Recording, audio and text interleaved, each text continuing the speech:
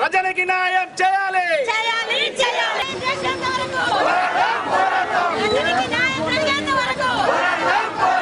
రజనికి వెంటనే న్యాయం జరిగేదాకా రజనికి వెంటనే న్యాయం జరిగేదాకా